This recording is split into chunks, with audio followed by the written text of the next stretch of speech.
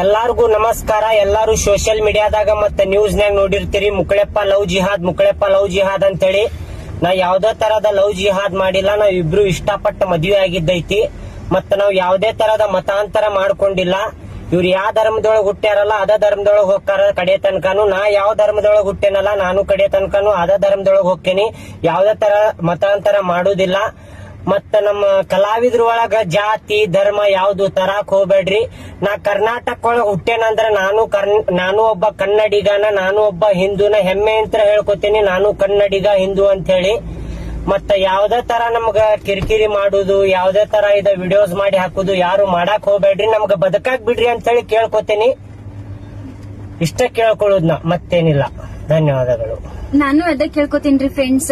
ನಾ ಹಿಂದೂ ಆಗೇ ಅದೇನ್ರಿ. ಇವ್ರಿಗೆ ಕನ್ವರ್ಟ್ ಮಾಡುದು ಲವ್ ಜಿಹಾದ್ ಇದೆಲ್ಲಾ ಸುಳ್ಳು ಸುದ್ದಿ ಹಬ್ಸಾತಾರೆ. ನೀವೇನು ನಂಬಾಕ್ ಹೋಗ್ಬೇಡ್ರಿ.